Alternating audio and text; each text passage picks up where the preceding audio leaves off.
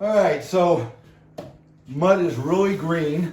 This is from yesterday, and it's been about 12, maybe 14 hours since I made it. It's still not cured. It's very green, meaning it's very soft. But I'm gonna move this rock and I don't fear it breaking at all. So I just kind of wanted to show you first of all, the lightweightness of it. One coat is very strong, and then this bottom is ridiculously thick.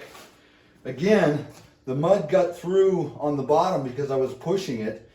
I wanted you to see the inside of this rock, that you could actually discern the mud that was pushed through, and you can see that the cage, the metal that's the concrete wire, is not coated, but there is push through on all of this, and you can see that really good right about here. This is all, you can see the mud is pushed through the diamond mesh, and that's kind of what you want. You don't want so much, like in this area here, I pushed it through so much that it actually was more weight and fell. I can guarantee you that it did. And I'm also not liking the vertical edges here, and I have just a little bit of styrofoam mud that I have left, a bag of it, so I mixed it up. What I want to do is just kind of throw it in some areas here to kind of create a little more of a round on that lower edge. So, and then I'll coat over that with the mortar mix.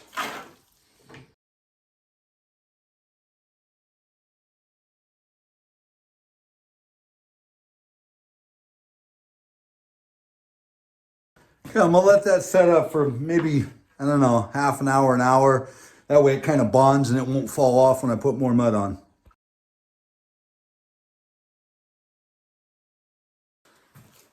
Okay, so the styrofoam mud's been placed. I only had a little just to kind of help bulk it out. I'm gonna start at the base, go around and come on up.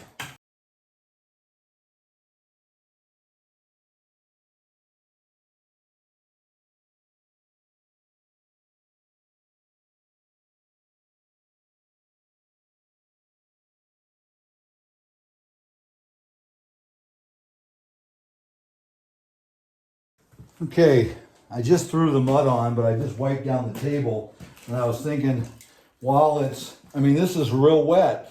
You don't want to do it when it's real wet because you get a lot of paintbrush marks, but being as we're going to splatter over it, I don't really care. You want this to set up some, is usually what I want, but not hard, because then you can't trowel it back and forth. Remember, with the paintbrush, you're trying to trowel the surface and compact and consolidate it, making it a tighter lay of mud. And right now, I'm a little early, but I want to go up to the office and get some stuff done. So I'm just going to leave this for tomorrow, and I want to be done with it. So I'm going to do it a little earlier than I normally would. Still going to work. The only thing at this point you'd have to worry about is if this mud would fall where I put the styrofoam mud and I put a layer of mortar on top of that. It's an awful lot of weight, and gravity can, the more you mess with it, the more likely it is to fall off. So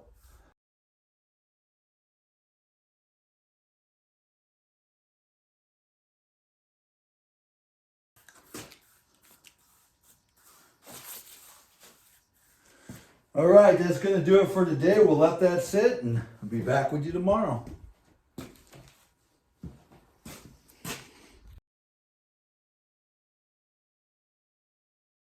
All right, came back in this morning, and my second coat on my expanded metal and lath, or sorry, my concrete mesh and expanded metal rock is all dried. It's still green. What we're going to do is splatter it with the granite texture like I did the rest of these. But I did notice, remember yesterday I had put the styrofoam mud on, then I put a mortar coat over the top of that, and then I brushed it in right away. As you throw a mud, even to trowel it, a lot of times I'll let it sit for a bit, maybe even a half an hour, then come by and trowel it. I troweled it immediately. Then when it was still very wet, I brushed it. And I said to you in the video, I said, I really, I shouldn't do this right now, because the more you mess with something, especially the thicker you get your mud, the more it wants to fall off. And when I came in this morning, sitting right there, this fell off. It just plopped off and it's all stuck. It's, well, it's part of the rock. Let's see if I can. This thing's pretty heavy, but you can see that's all one piece now. So in order for me to get this to be repaired, I'm going to need to chip off the extra and recoat it.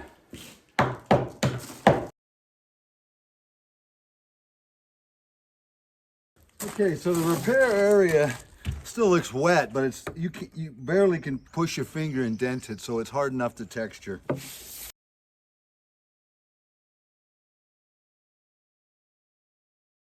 Okay, that's got it coated now. I'm just going to let that sit in the shop, and then tomorrow we'll sand it down and hydro seal it.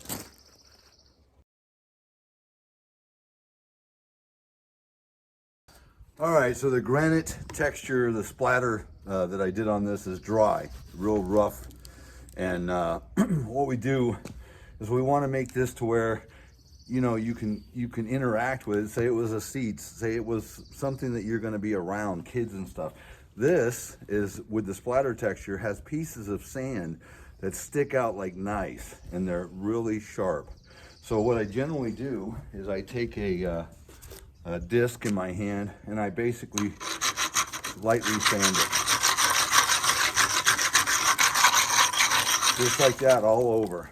And then I clean it off because you don't want that loose sand on there to do the next step. The next step is with your, without looking, just feeling with your hand. Your hand is very sensitive in the sense of you can feel sharpness. So you want to knock this thing down with the sander just enough to where you don't have that. And then from there you're going to wash it off, let it dry, and then we'll put the bonding agent on it and we'll put hydro seal. That's the next step and the final step before staining.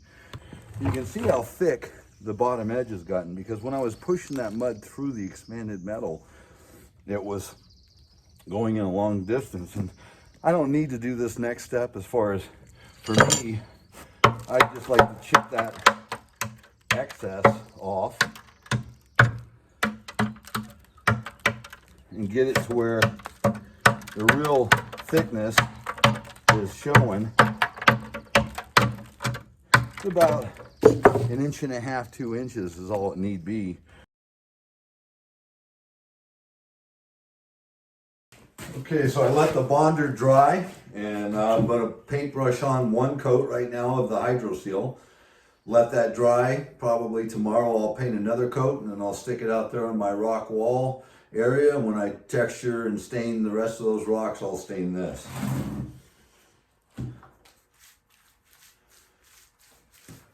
You don't want this hydro seal to be too thick. The viscosity is about like house paint. If you get the mud thick, it's not like house paint, then you can leave brush marks. If you put it on too thick, you can leave brush marks. And if you see some brush marks, the thing to do is to paintbrush the material out to where it's thinned. But at the same time, if I do see paintbrush marks, I daub it with the paintbrush and you won't see any paintbrush marks.